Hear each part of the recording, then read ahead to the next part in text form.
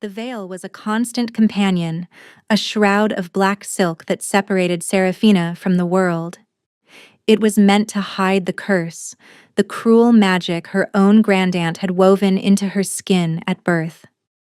Marked as too ugly, the spell had twisted her features in the eyes of all who beheld her, making them recoil in disgust. It did not matter what she truly looked like beneath.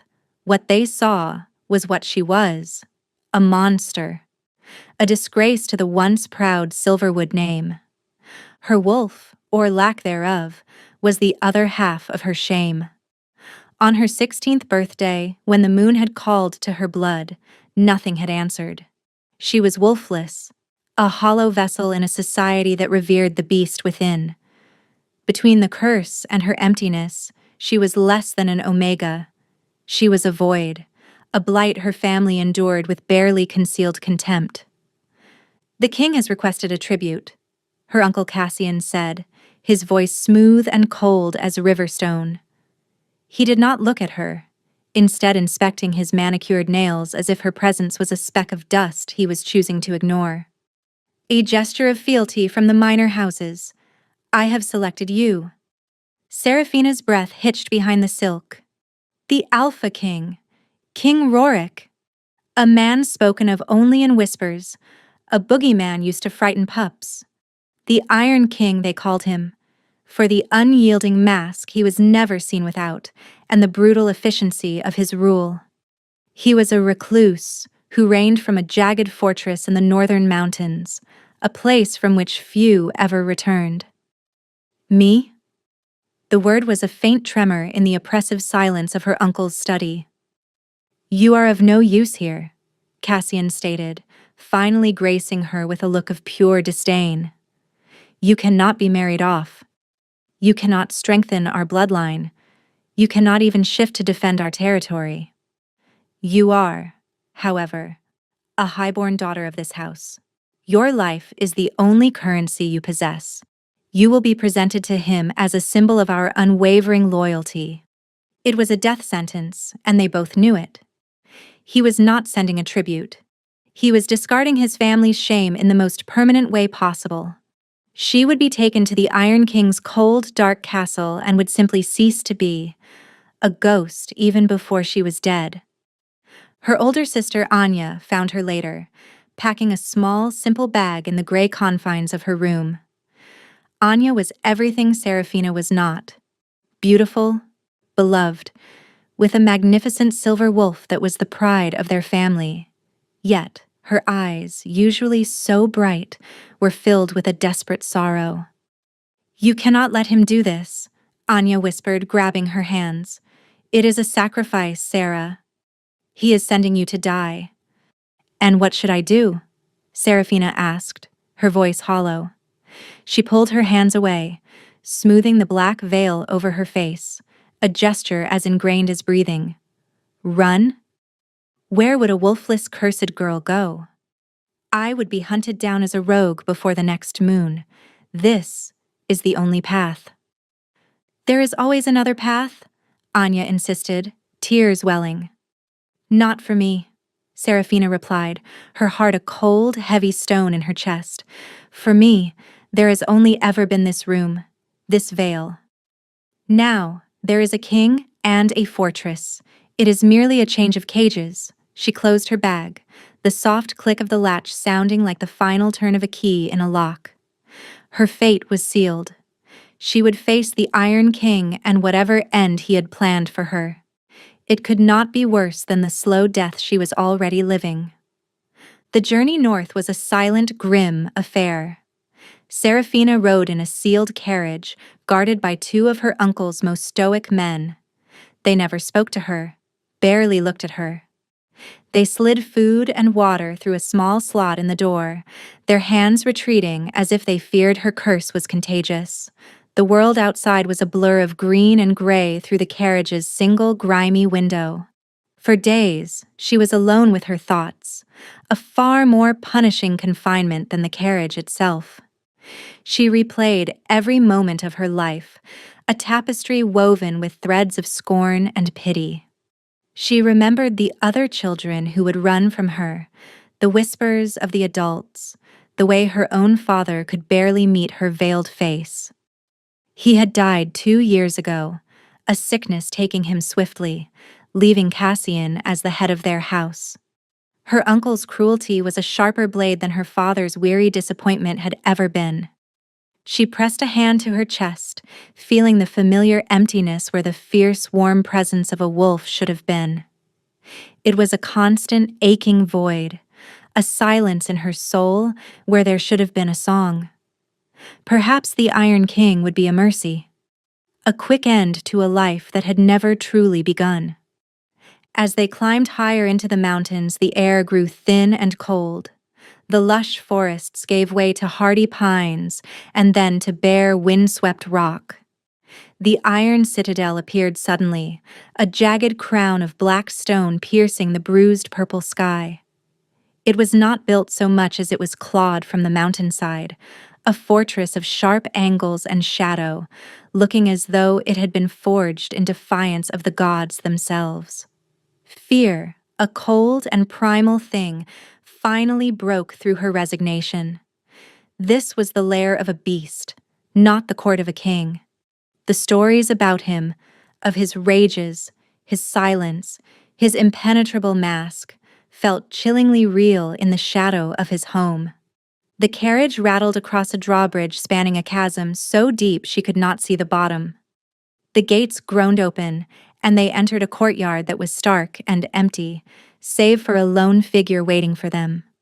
Her guards pulled her from the carriage, their grip unnecessarily tight on her arms. The man who awaited them was tall and broad, with a severe face and eyes the color of a winter sky. His bearing was that of a warrior, his scent that of pine and cold steel. He was clearly a beta, second only to the alpha himself. "I am Gideon, the king's beta," he said, his voice a low rumble. He looked from the guards to the veiled figure between them. His gaze lingered on her for a moment, and for the first time, Seraphina felt something other than disgust or fear from someone looking at her. It was curiosity. A neutral, assessing curiosity that was almost more unnerving. "The tribute from House Silverwood," one of her uncle's men grunted, shoving her forward. Gideon's eyes narrowed. He took a step, placing himself between Seraphina and the guards. "Your duty is done." Leave his tone held an absolute authority that brooked no argument. The guards, suddenly looking much smaller, bowed hastily and retreated, leaving her alone with this formidable stranger. "The king will see you now," Gideon said, his gaze fixed on her veil. "Follow me." He turned and walked toward the great doors of the keep, not waiting to see if she obeyed.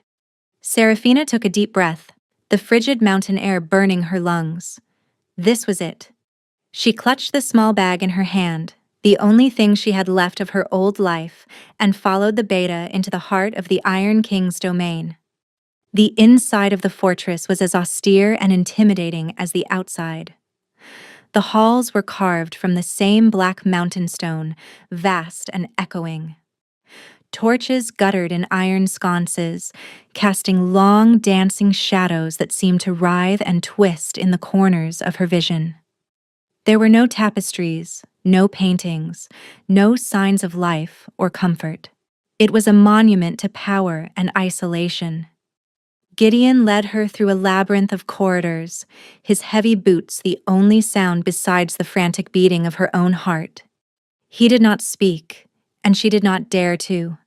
The air itself felt heavy, charged with a palpable tension, a dormant energy that prickled her skin. It was the scent of an alpha, but unlike any she had ever encountered. It was not just dominance, it was ancient, raw, and laced with a profound, aching pain. They arrived before a set of massive, iron-bound doors. 2 guards, clad in black armor from head to toe, stood as motionless as statues. They did not acknowledge Gideon or Seraphina, their gazes fixed on some distant point. Gideon pushed the doors open, the screech of the hinges echoing like a scream. "Enter," he commanded softly. Serafina hesitated for a heartbeat, her body frozen with a dread so profound it was paralyzing. Then she forced her feet to move, stepping across the threshold into the throne room. The room was cavernous. A single massive window of what looked like smoked quartz dominated the far wall, offering a stark view of the storm-racked peaks outside. The only light came from this window, and a few sparsely placed torches, leaving most of the chamber steeped in shadow. In the center of the room, upon a throne that seemed hewn from a single piece of obsidian, sat the king. He was larger than she had imagined, a figure of immense power and stillness. He was draped in black furs and leathers, and on his face, as the legends told, was a mask. It was not a decorative piece, but a full helm of black iron, featureless except for two narrow slits for the eyes. It was terrifying in its blankness, betraying nothing, promising nothing. The oppressive weight of his presence filled the room, pressing down on her, making it hard to breathe. This was an alpha of unimaginable strength, an ancient power that made the alphas of the lower lands feel like children. She sank into a low curtsy, her head bowed, the silk of her veil brushing against the cold stone floor. The silence stretched, thick and suffocating. She could feel his gaze on her, a physical weight, and she wondered what he saw. Did her curse work even on him? Did he see the monster, or did the veil simply render her a faceless, shapeless offering? "State your name and purpose," his voice commanded. It was not loud, but it resonated deep in her bones, a voice that sounded like grinding stone and winter winds. It was devoid of any warmth, any emotion at all. "I am Serafina of House Silverwood, Your Majesty," she said, her own voice barely a whisper. "I am sent as a tribute, a symbol of my house's loyalty to the crown." Another long silence. She kept her eyes fixed on the floor, her muscles screaming from the tension of her curtsy. "Loyalty," he repeated, the word flat and meaningless. "Your uncle discards his refuse and calls it a gift. He is either a fool, or he believes me to be one." Her blood ran cold. He saw the truth of it instantly. She was not a tribute. She was trash to be disposed of. "Rise," he commanded. She did, slowly, her legs trembling. She kept her gaze lowered, not daring to look directly at the iron mask. "Look at me." Against every instinct screaming at her to flee, she lifted her head. She looked past the terrifying helm and tried to meet the eyes she could not see. And in that moment, she felt it, a flicker. Beneath the crushing weight of his power, beneath the layers of ice and iron, there was a tremor. A deep, resonant agony that mirrored the void in her own soul. It was there for only a second, a crack in the flawless facade, but she felt it as surely as she felt the cold stone beneath her feet. It was a pain so profound it seemed to be the source of the very cold in the room. He must have felt her recognition, because he shifted on his throne, a minute movement that nonetheless seemed to shake the very foundations of the room. "Gideon!" The king's voice was sharp, cutting through the strange connection. "Take it to the East Tower. See that it is fed. It will remain there. It." He called her it. The fleeting moment of connection vanished, replaced by the familiar sting of dehumanization. Gideon bowed. "Yes, my king." He gestured for her to follow, and she turned away from the throne, her heart a tangled knot of fear and a bewildering, impossible spark of something else, something she did not dare to name. The East Tower was as cold and Spartan as the rest of the fortress, but it was clean. Her room contained a simple bed, a small table with a chair, and a narrow window overlooking the sheer drop of the mountainside. The door was made of heavy oak with a solid iron lock. Gideon had left her with a tray of bread, cheese, and water before securing the door from the outside. The final, definitive click of the lock echoed the sound of her uncle's study. A change of cages, indeed. She sank onto the hard mattress, the exhaustion of the journey and the terror of the audience with the king crashing down on her at once. He knew. He knew she was nothing, a piece of trash her uncle had gift-wrapped. Why was she still alive? Why not simply have her thrown from the battlements? Keeping her here made no sense, unless her life was to be a slower, more cruel form of death. Days bled into one another in a gray, monotonous stream. Once a day, a silent servant would unlock the door, leave a tray of food, and lock it again. Serafina saw no one else. She spoke to no one. The silence was a living thing, broken only by the mournful howl of the wind whipping around the tower. She spent her time staring out the window at the endless, jagged horizon of snow-capped peaks. There was a stark, lonely beauty to it that resonated with the desolation in her own spirit. She felt as barren and isolated as the landscape before her. To combat the crushing solitude, she began to whisper to herself. At first, it was just fragments of thoughts, memories of her mother, who had died when she was young. Then, she began to recall the stories her mother used to tell her. Tales of ancient magic, of the first wolves who sang the world into being, of moon goddesses and star-crossed lovers. One night, when the loneliness was a physical ache in her chest, she found herself humming a lullaby. It was a simple, sad tune her mother had sung to her, a melody of comfort and love. She closed her eyes, her voice soft in the stillness of the room, and for a few precious moments, she wasn't the cursed, wolfless tribute. She was just a girl, missing her mother. She hummed the tune until her throat was dry, the simple act a small rebellion against the despair that threatened to consume her. It was a tiny spark of warmth in the suffocating cold of her prison. When she finally fell silent, the sound of the wind seemed less menacing, the shadows in the corners of the room less deep. She did not know it, but the soft, sorrowful notes of her song had drifted from her window, carried by the wind down the stone walls of the tower and through the open casement of a study far below. Rorik stood before the massive quartz window in his study, his hands clenched into fists at his sides. The nightly agony was beginning, a familiar serpent of fire coiling in his gut and clawing its way up his spine. His curse, the price his bloodline had paid for an ancient betrayal, was a living beast within him. Every night it fought for control, a creature of pure shadow and rage that sought to break free and devour everything in its path. He fought it as he always did, with sheer, unyielding will. His entire life had been a battle waged in the confines of his own body and soul.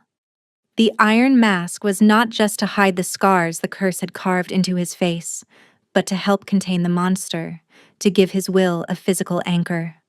The cold, hard iron was a constant reminder of the cage he had to be. The pain intensified, a roaring inferno behind his eyes. The shadows in the room deepened, stretching toward him, whispering promises of power and release if he would just let go.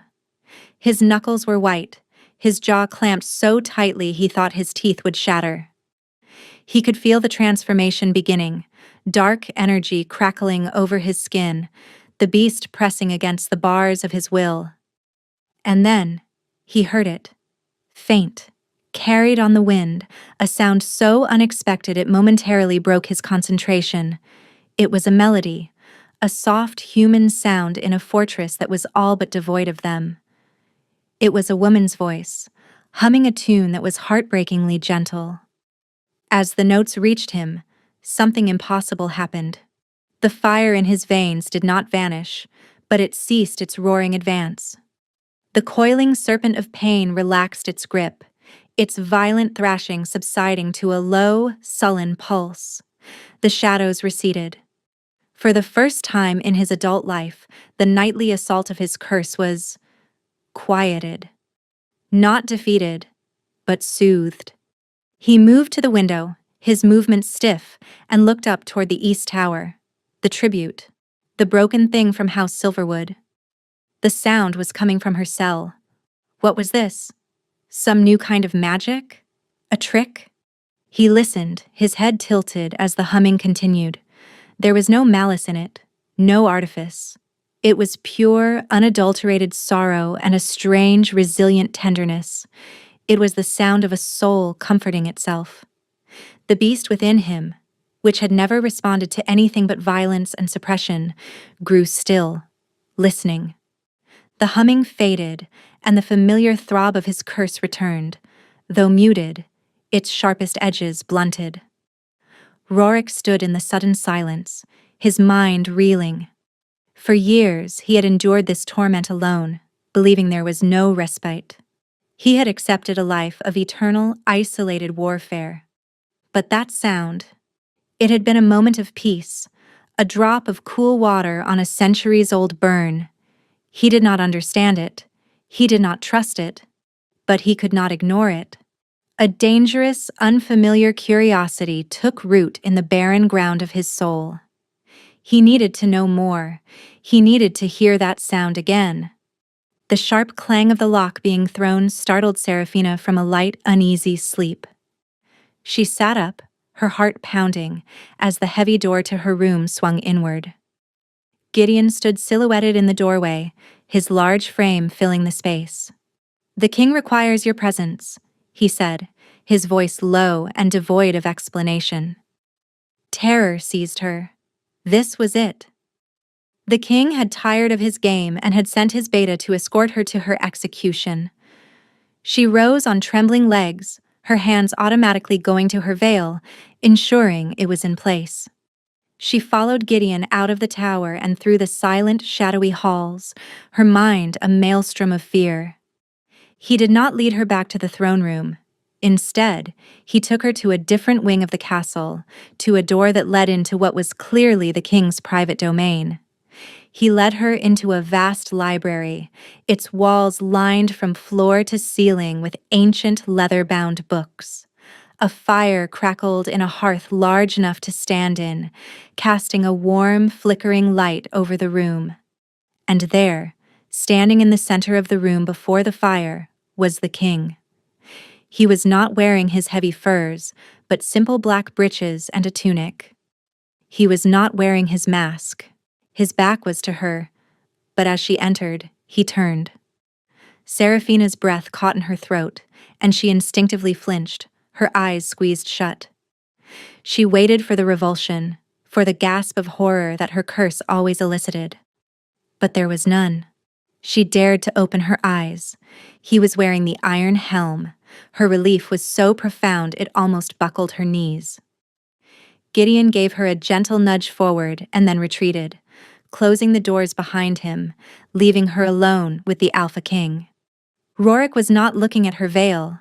He was looking at her, as if he could see right through it. His posture was rigid, his hands clenched at his sides. She could feel waves of tightly controlled agony radiating from him. The strange tremor she had sensed in the throne room was now a violent, barely contained earthquake. "You!"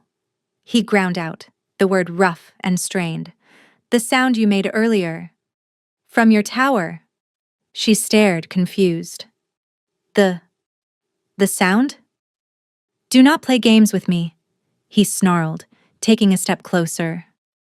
The air crackled around him. It was a song. A humming. What was it? It was just a lullaby, Your Majesty," she stammered, taking an involuntary step back. "Something my mother used to sing to me." He stopped, his head tilted. "A lullaby," he repeated, the words sounding foreign and strange in his harsh voice. He gestured to a simple wooden stool near the hearth. "Sit, and make that sound again." It was a command, not a request. Terrified and confused, Seraphina did as she was told, perching on the edge of the stool. The most powerful, feared man in the kingdom, a man who could kill her with a thought, was demanding she sing him a lullaby. The situation was so bizarre, so utterly surreal, that her fear was momentarily eclipsed by sheer disbelief. She took a shaky breath, her throat tight. She looked at the featureless iron mask, at the powerful body coiled with pain, and she opened her mouth. The first few notes were weak and trembling, but she forced them out, the simple, sad melody of her mother's song filling the silent library. As the first notes of the lullaby left her lips, Seraphina watched the king with frightened eyes. The change in him was immediate and profound. The rigid tension in his shoulders eased, the fists at his sides slowly unclenching. The palpable aura of pain that had filled the room receded, like a tide pulling away from the shore. He stood perfectly still, his masked face aimed toward her, and simply listened. Emboldened by his stillness, her voice grew stronger, more confident. The melody flowed through her, a current of sorrow and comfort that she had used to soothe her own heart for years. Now it was soothing the most terrifying man she had ever met. The beast she had sensed within him seemed to quiet, lulled by the simple tune. When the lullaby ended, the silence that followed was different. It was not the oppressive, heavy silence of the throne room, but a calm, peaceful quiet. "More," the king commanded, his voice softer now, less like grinding stone and more like the low rumble of distant thunder. She hesitated. She knew no other songs that held the same power for her. Her mind raced, searching for something, anything. And then she remembered the stories. I do not know many songs, Your Majesty," she said softly, "but I know stories." He did not answer, but his stillness was its own form of permission. Taking another breath, she began to speak, her voice low and even. She told him the first story that came to mind, a tale her mother had loved about a wolf who fell in love with the moon and spent his life trying to climb the mountains to reach her. She lost track of time as she spoke, weaving words into images, creating a world of magic and longing within the stone walls of the library. She did not just recite the story, she poured her own loneliness, her own yearning for something unattainable, into the telling.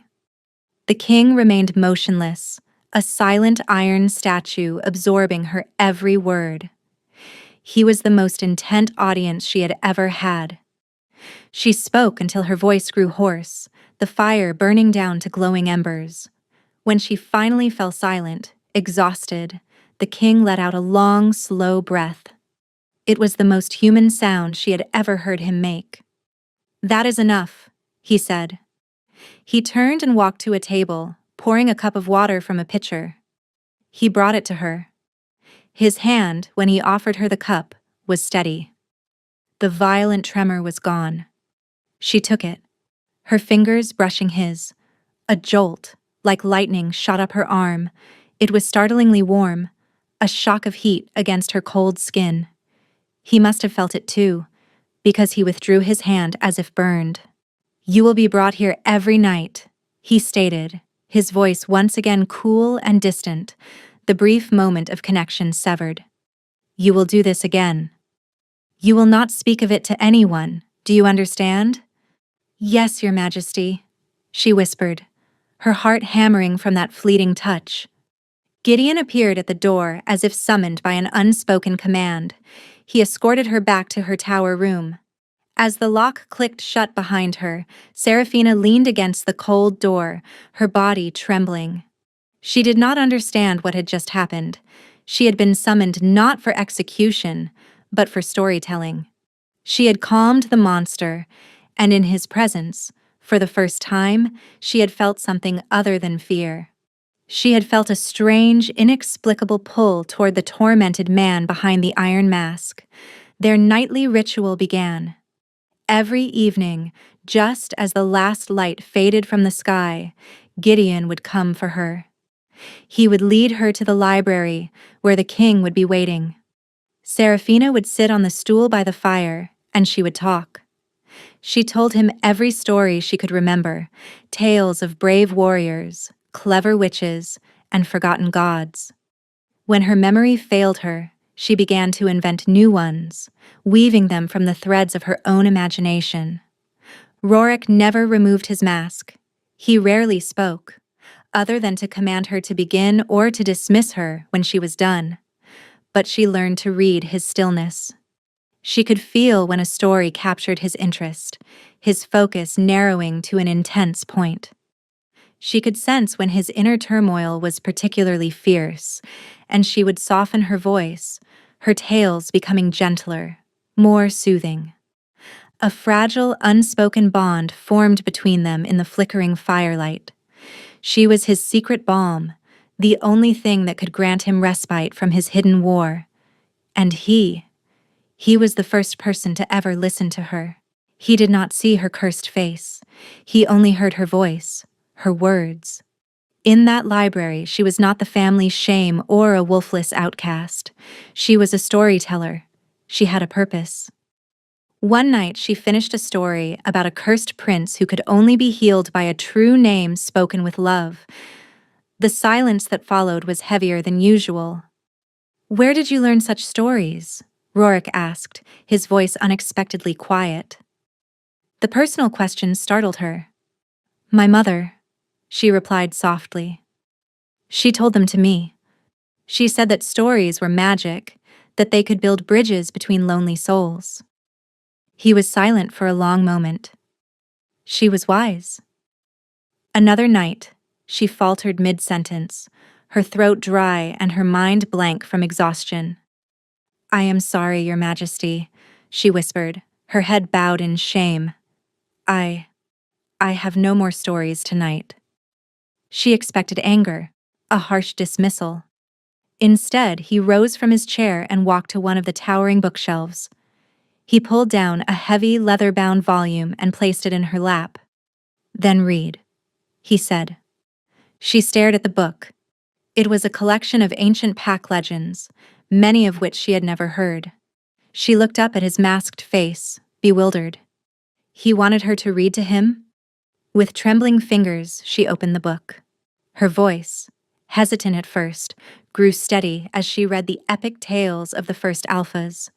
She was no longer just his cure.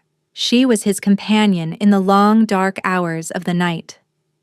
He began to leave different books for her, sharing with her the silent paper and ink world that had been his only solace for so long.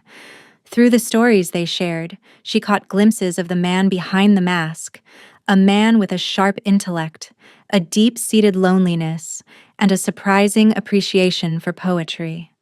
The terrifying Iron King was slowly, carefully, revealing fragments of Rorik. And Seraphina, against all reason, found herself drawn to those broken pieces. Weeks turned into a month, then 2. The routine of Seraphina's life was now anchored by her nights in the library. Her days in the tower were no longer spent in despair, but in anticipation. She would rest her voice, recall fragments of old tales, and even find herself looking out at the stark mountains with a sense of belonging. This strange, cold fortress was becoming her home, and its terrifying master was becoming someone else. Rorik, for his part, found his world irrevocably altered. The nights were no longer a dreaded crucible of agony. They were a time of quiet respite, of listening to a soft voice that unspooled the knots of pain in his soul. He found himself looking forward to the sound of her footsteps in the hall, to the unique cadence of her speech. He started asking more questions, his curiosity a slow thawing spring. "Your house is Silverwood," he said one evening, interrupting her reading. "They are known for their formidable warriors. Your sister, Anya, is said to have the finest fighting form of any female in the southern packs." Seraphina's hand tightened on the book. "Yes, Your Majesty. Anya is a great warrior." "And you?" he pressed, his unseen gaze intense. "Did you not train?" The old shame washed over her. I have no wolf, my king, she said, her voice small. There was nothing for me to train. She expected him to recoil, to show the same disgust everyone else did. The wolfless were aberrations, flawed and weak. To an alpha king whose power was legendary, she must seem pathetic. But Rorik simply absorbed the information. I see, was all he said. But his tone held no judgment, only a quiet thoughtfulness. He did not see weakness. He saw an explanation. He saw a piece of her story. He began to see her value where no one else ever had. Her mind was sharp, her memory for the old lore astonishing. She saw connections in the ancient texts that his own scholars had missed. She was not a warrior, but she possessed a different kind of strength, a resilience forged in a lifetime of pain, an empathy born of isolation. He started to realize that the voice that soothed his curse was not a mere magical anomaly. It was an extension of the person wielding it. The realization of the mate bond, when it came, was not a lightning strike, but a slow, dawning sunrise. He had been drawn to her from the moment she stood in his throne room, when he had felt her impossibly see the pain he kept so carefully hidden. Her voice had soothed his beast, but it was her courage, her quiet grace, her resilient spirit that was beginning to soothe him. The thought was both terrifying and exhilarating. His fated mate was a wolfless, cursed woman sent to him as garbage. The irony was so bitter it was almost humorous. For Seraphina, the feelings were just as confusing. The fear she held for him had long since melted away, replaced by a deep, aching compassion. She yearned to know the source of his pain, to see the face behind the mask. The electrical charge when they accidentally touched was becoming a familiar, addictive hum. Her heart, which she had thought barren and cold, was slowly, painfully coming back to life, and it was beating for the Iron King. The first sign of trouble from the outside world arrived with a guarded courier from the south, a letter for Seraphina. Gideon brought it to her tower room, his expression unreadable. From your sister, he said, handing her the sealed parchment. Seraphina's heart leaped with a painful mix of hope and dread. She broke the seal, her hands trembling. The letter was in Anya's elegant script, full of worried questions about her health and well-being. It spoke of their uncle's growing influence, of his speeches about unity and strength, and how he often mentioned the generous tribute he had made to the king. But something felt wrong. Anya's words were stilted, formal, lacking the warmth and desperation of their last conversation. It read like a letter written under duress. A chill went down her spine. Cassian was not a man to leave loose ends. He had sent her here to disappear. The fact that she was still alive, that a line of communication had been opened, must be galling to him. This letter was not a comfort. It was a warning shot. Her fears were confirmed 2 days later. The silent servant who brought her daily meal was accompanied by a new face, a smirking guard she didn't recognize. "A gift, my lady," the guard said, his tone dripping with false deference. He placed a small, ornate bottle of deep red wine on her tray. "From your uncle, Lord Cassian. A taste of home, to comfort you in this cold place." Seraphina stared at the bottle. It was a vintage from their family's own vineyards, her father's favorite. It was also, she knew with a certainty that froze her blood, poisoned. This was Cassian's solution, a quiet, untraceable death that could be blamed on a weak constitution or a sorrowful heart. She wanted to scream, to throw the bottle against the wall. But what good would it do? Who would believe her? The cursed tribute over a respected lord. Her life was as fragile as the glass in her hand. That night, in the library, she could not focus. Her voice shook as she tried to read, her hands trembling so badly she could barely hold the book. Rorik was silent for a long time, watching her. "What is it?" he finally asked, his voice cutting through her panicked thoughts. She flinched. Nothing, my king. I am merely tired. You are a terrible liar, he stated flatly. He rose and came to stand before her, a towering, intimidating shadow. Tell me. The command was absolute. The secrets and fear tumbled out of her in a frantic whisper. The strange letter from Anya, the bottle of wine, her certainty that her uncle was trying to kill her. She expected disbelief, or worse, indifference. Her life was, after all, his to give or take. Instead, she felt a wave of cold, murderous rage emanate from him. It was a terrifying force, completely different from the hot, chaotic pain of his curse. This was the fury of the Alpha King, focused and lethal. "Gideon!" he roared, and the doors flew open instantly, the beta already there, his hand on his sword.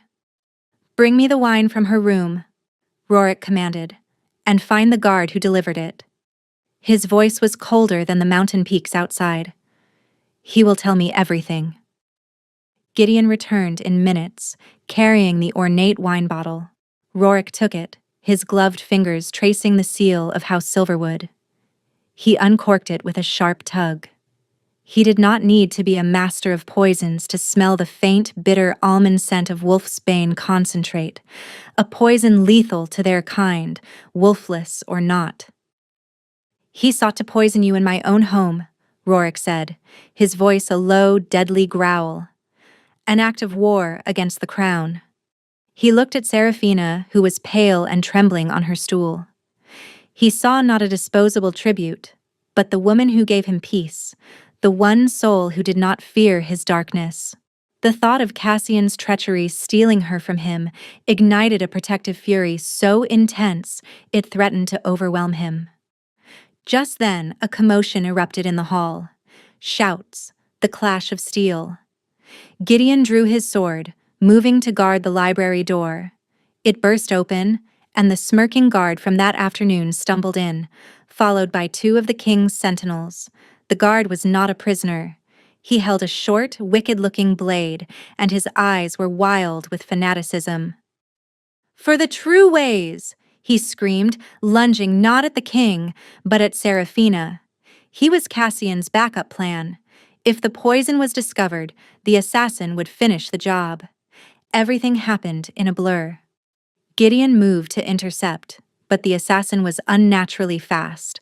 Rorik was faster. He moved with a speed that seemed to defy physics, placing his body between Seraphina and the blade. The assassin, shocked by the king's intervention, plunged the knife deep into Rorik's side. A pained grunt escaped Rorik's lips, but it was the surge of the curse, awakened by the shock of the wound and the threat to Seraphina, that was the true danger. Black, shadowy tendrils erupted from his body, coiling around the assassin. The man screamed, a horrifying gurgling sound as the shadows constricted, draining the life from him in seconds. He collapsed to the floor, a withered husk. Gideon stared, his face ashen at the display of raw, dark power. He had known the king was cursed, but he had never witnessed its terrifying reality. The shadows writhed around Rorik, hungry and uncontrolled. "My king!" Gideon cried out, taking a step forward. "Stay back!" Rorik snarled, his voice distorted, layered with a guttural echo that was not his own. He clutched at his side, where blood was now seeping through his tunic. The pain from the wound and the effort of containing the unleashed beast were immense. He staggered, his iron helm clattering against a bookshelf. The force of the impact knocked it loose, and it fell to the floor with a heavy clang. For the first time, Seraphina saw his face. It was not a monster's face. It was the face of a man in his late 20s, strong-jawed and noble, but ravaged by his curse. A network of fine, black lines, like creeping veins of shadow, covered the right side of his face, disappearing into his hairline. A long, jagged scar ran from his temple to his jaw, a physical manifestation of his inner torment. But it was his eyes that held her captive. One was a clear, piercing gray, but the other was completely black, an abyss of pain. He was not a monster. He was beautiful and broken. He met her gaze, his expression one of raw agony and utter vulnerability. The beast was fighting him, the shadows pulsing. He was losing. Sarah, Fina, he gasped, his own name for her a desperate plea. Sing. For a heart-stopping moment, Serafina was frozen, caught between the horror of the dead assassin and the shocking revelation of the king's face. But his pained gasp of her name, the desperation in his eyes, broke through her paralysis. She scrambled to her feet, ignoring the blood and the shadows, and went to him. She did not sing. There was no time. Instead, she did the one thing her heart screamed at her to do. She reached out with a trembling hand and laid it gently on the scarred side of his face. His skin was fever-hot beneath her palm. He flinched at her touch, a lifetime of isolation making him recoil from contact. But she held firm, her touch not one of pity, but of acceptance. She poured all her compassion, all the strange tenderness she felt for him, into that single point of contact. Rorik, she whispered, his name feeling both foreign and intimately familiar on her tongue. At the sound of his name, spoken so softly, and the feel of her hand on his skin, the writhing shadows stilled. The guttural echo in his voice faded. The blackness in his eye receded, leaving only the pained gray. The beast within him, which had only ever been calmed by her voice, was now utterly pacified by her touch. He stared at her, his breath coming in ragged gasps, his visible eye wide with disbelief. The mate bond, which had been a quiet hum between them, flared into a roaring inferno. It was undeniable, a raw, elemental force that arced between them, visible to Gideon as a faint shimmer in the air. In that moment, they both knew. He was hers, and she was his. Rorik swayed, the loss of blood and the immense effort of his battle finally taking their toll. He collapsed, and she moved with him, easing his descent to the floor, cradling his head in her lap. Gideon, she said, her voice clear and steady, filled with an authority she did not know she possessed. Help me. We need to stop the bleeding. The beta, shaking himself from his shock, rushed forward. He ripped a strip of cloth from his own tunic, pressing it to the king's wound. Rorik was fading, his eyes fluttering shut. He needs a healer, Gideon said, his voice grim. There is no time, Serafina said, her mind racing. She looked down at Rorik's face, at the pain etched there even in unconsciousness. She thought of the stories, of ancient and forgotten magic.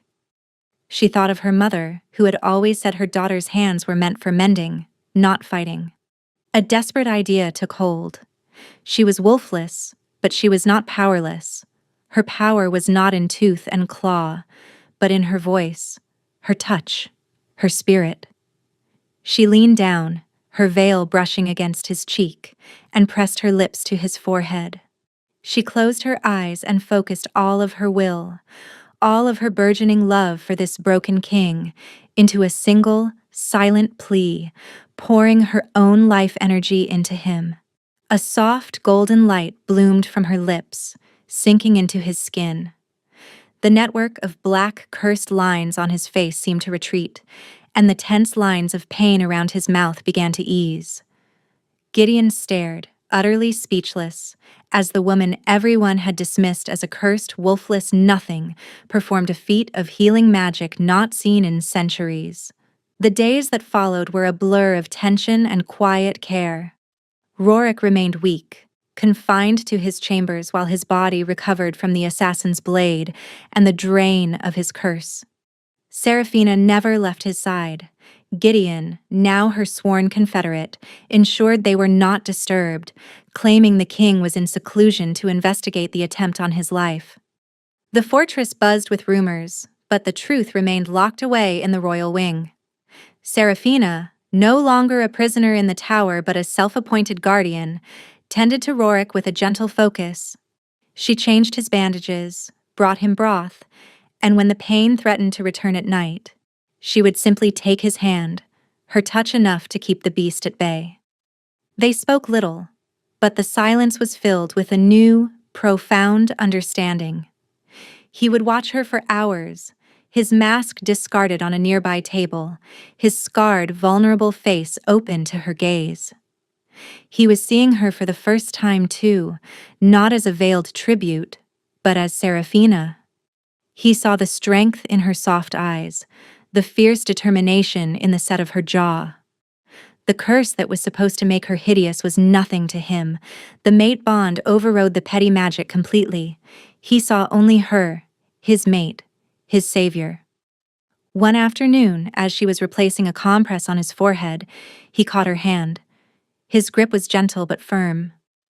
"Why?" he asked, his voice rough from disuse. "Why did you not run?" "Anyone else would have been horrified by what I am." "I saw you," she answered simply, meeting his gaze without hesitation. "Not the curse, not the king. I saw a man in pain, the same way you heard my voice, and not my reputation." His thumb stroked the back of her hand, sending shivers through her. "Cassian will not let this go," he said, his expression hardening. "The failed assassination will only make him bolder. He will see you as a threat to his ambition now, not just a nuisance to be discarded." "What will he do?" she asked. "He will use our laws against us," Rorik said grimly. "He will come here, feigning concern. He will demand a great council of the Alpha Lords, and he will use your curse and your influence over me to paint you as a witch. He will try to turn the entire kingdom against you." The fear she had held at bay returned. It was one thing to face an assassin in the dark, another to face the judgment of the entire werewolf nobility. "Let him come," she said, a surprising steel in her voice. She looked at the man holding her hand, the king who had shown her his deepest vulnerability, the mate her soul recognized. She was no longer the frightened, shamed girl who had arrived at this fortress. "We will face him together." As if on cue, Gideon entered the room, his face grave. "My king. A rider has arrived from the south. Lord Cassian has invoked the ancient right of council. He and the other alphas will be here within the week." Rorik pushed himself to a sitting position, his jaw set. "Then let them come," he said, his eyes finding Seraphina's. "It is time the kingdom learned who their king truly is. And who their queen will be." The Great Hall, a space even larger and more intimidating than the throne room, was filled with the collected power of the kingdom. Alphas from every major pack were there, massive, powerful men and women whose combined presence made the very air thrum with dominant energy. They sat at a huge, circular table of petrified wood, their faces grim and expectant. Rorik sat at the head of the table, once again wearing his iron helm. It was a strategic choice, a return to the symbol of implacable authority they all knew and feared. Seraphina stood behind him, slightly to his right, her own black veil a mirror of his mask. She could feel the weight of dozens of suspicious, hostile stares, could hear their muttered whispers about the veiled witch in the king's shadow. Lord Cassian stood in the center of the circle, his face a mask of false grief and righteous anger. He was a master manipulator, his voice ringing with passion as he wove his poisonous tale. "I sent my niece here as a tribute of our loyalty, a gesture of honor," he boomed, his eyes sweeping across the assembled alphas. "I sent her in good faith, only to hear whispers of dark magic, of a king held in thrall. This woman," he pointed a dramatic finger at Seraphina, "is cursed, marked from birth as a thing of ugliness and ill omen. She is wolfless, a hollow shell. And yet, our king, who has not left his fortress in a decade, is suddenly under her sway." He leaned forward, his voice dropping to a conspiratorial whisper. I believe she has ensnared him with witchcraft. I believe she is the reason for his long seclusion, a parasite who has finally revealed her influence. For the good of the kingdom, for the health of the crown, I demand she be tried and purified by flame. A murmur of agreement went through the Alphas. They were traditionalists, warriors who understood strength and bloodlines. They did not understand curses, wolflessness, or a king who seemed to favor such a creature. Cassian's words preyed on their deepest prejudices. Rorik listened, his posture unmoving, radiating an icy calm that put everyone on edge. When Cassian finished his tirade, a heavy silence fell. All eyes turned to the king. You have leveled serious accusations, Lord Cassian, Rorik said, his voice dangerously level. You speak of witchcraft and thrall. You claim this woman, my tribute, is a threat to the kingdom. I do, Cassian declared boldly. Show us her face. Let us see the cursed visage she hides. It will be all the proof we need. The stress in the room was immense, a physical pressure. The combined hostility directed at Seraphina was a palpable force. Rorik could feel it. And worse, he could feel the beast within him stirring in response to the threat against its mate. The black veins on his hands, hidden beneath his gloves, began to pulse. The pain was returning, fed by the anger and fear in the room. He fought to keep his voice steady. Her face is of no concern to this council, he stated. Then you are a fool, or you are already lost to her magic. An old, grizzled alpha from the Stonefall pack snarled, slamming his fist on the table. The challenge, the direct insult, was the final straw. Rorik's control, weakened by his recent injury, began to fracture. A low growl escaped his lips, distorted and inhuman. The temperature in the room plummeted. The torches flickered as shadows in the corners deepened, coalescing around the throne. The Alphas recoiled, their instincts screaming at the presence of an unnatural predator. Rorik was losing the fight. As the shadows writhed around the throne and Rorik's inhuman growl echoed in the hall, panic began to ripple through the assembled Alphas. Cassian's face, however, was alight with triumph. This was what he had wanted. To provoke the king, to force him to reveal the monstrousness he hid, proving his accusations true. Seraphina watched, her heart seized with terror not for herself, but for Rorik. She saw the violent struggle in his posture, felt the agony of his battle. He was trying to protect her, but in doing so, he was destroying himself. In that moment, a profound clarity washed over her. She was done hiding. She was done being a victim of other people's curses and ambitions. Her mother had said stories could build bridges. It was time to tell her own. She stepped out from behind the throne, moving into the center of the room. Every eye swiveled to her. You wish to see my face, Lord Cassian? She asked, her voice ringing with a surprising strength that cut through the tension. You believe my appearance is proof of my evil? Before anyone could react, she reached up with both hands and untied the ribbons of her veil. The black silk fell away, pooling at her feet. A collective gasp swept through the hall. There was no monster. The face revealed was one of startling classical beauty, with high cheekbones, a determined mouth, and eyes the color of a forest after rain. The curse, the spell woven to make others see ugliness, had been shattered. Perhaps it was the power of the fully awakened mate bond, or perhaps it was her own act of ultimate self-acceptance. But the magic had unraveled, leaving only the truth. Cassian stared, his jaw slack with shock and fury. His primary piece of evidence had just evaporated. But Seraphina was not finished. She looked toward Rorik, who was still fighting his inner battle, his head bowed. She knew her touch could calm him, but she needed to do more. She needed to heal the sickness in this room.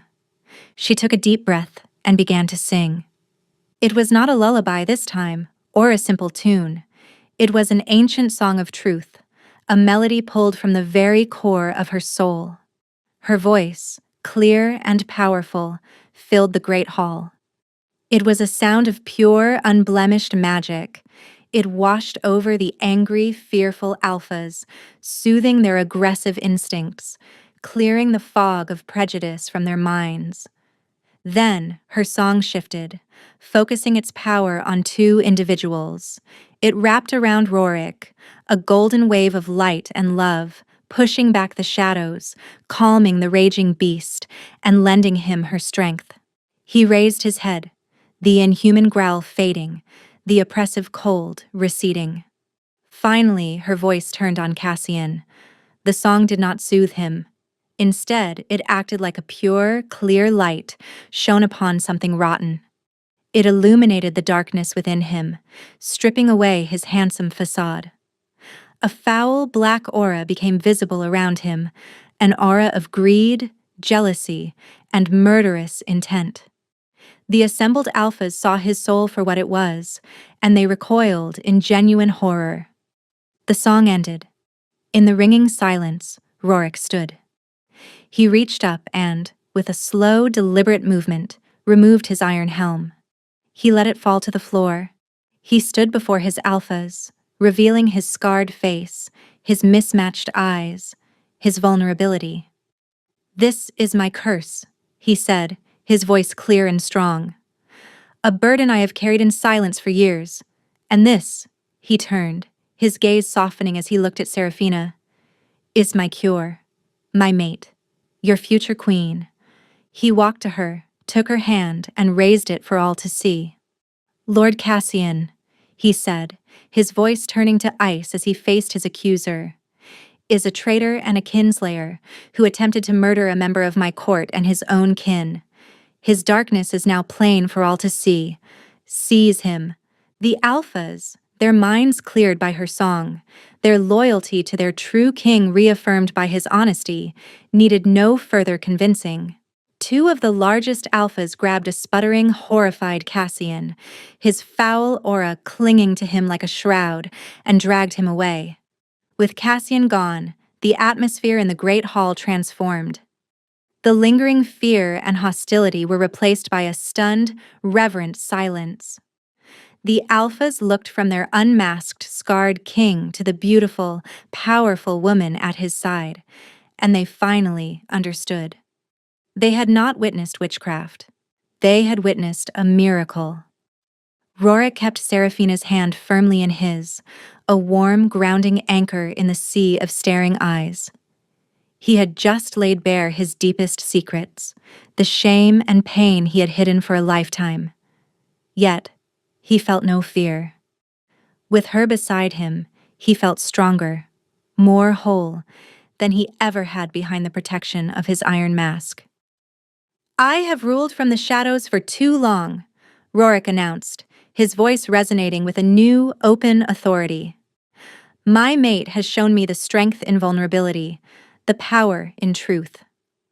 Our kingdom has valued brute force and flawless bloodlines for too long, and it has allowed darkness like Cassian's to fester. That changes today."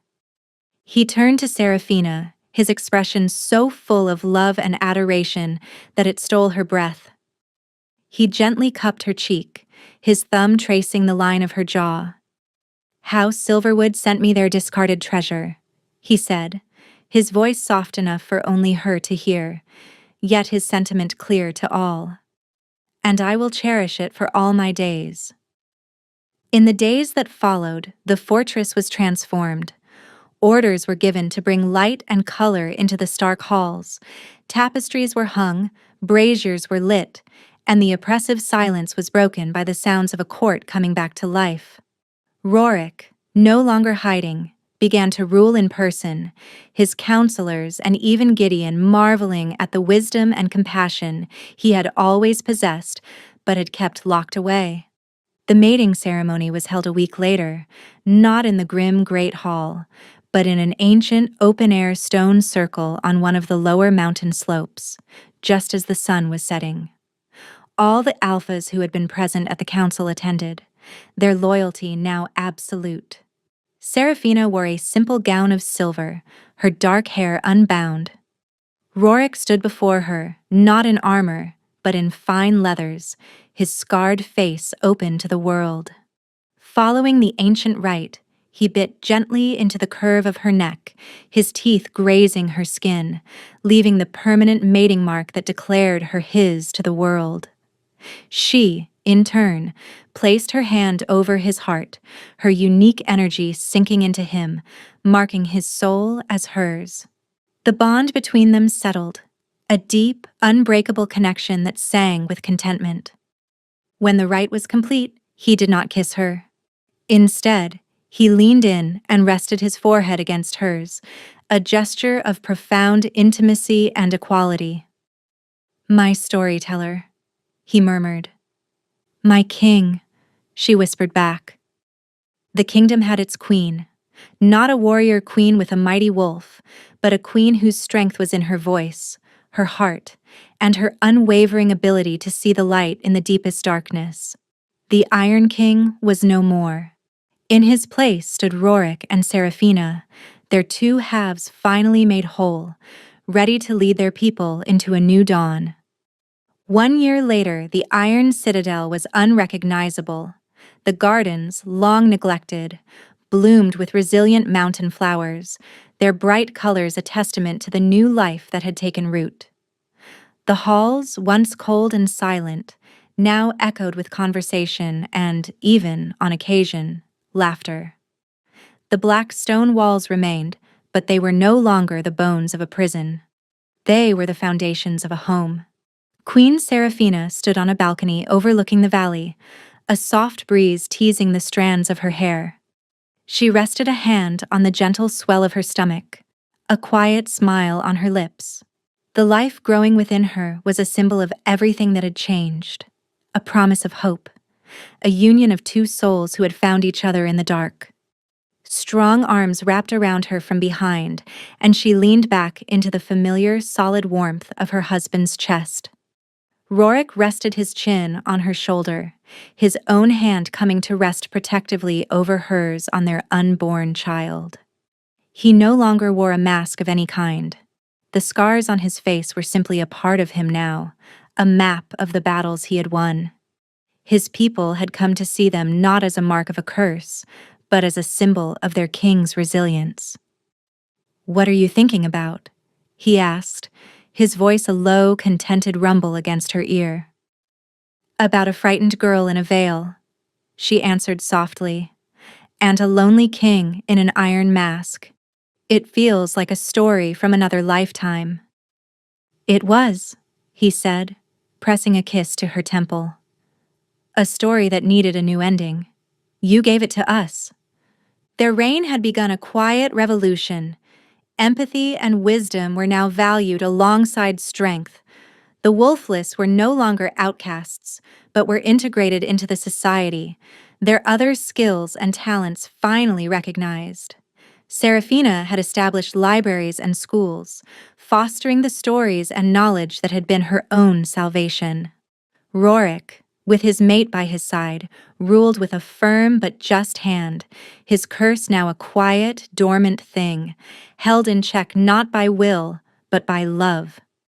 Down in the courtyard, Gideon was patiently attempting to teach a group of young shifters a complex training maneuver. Anya was there too. After Cassian's imprisonment, she had been named head of House Silverwood. She was a frequent and welcome visitor, her bond with her sister stronger than ever. She had been the first to marvel at Seraphina's true strength, her shame replaced by a fierce, protective pride. "He's kicking," Seraphina whispered, a gasp of delight escaping her.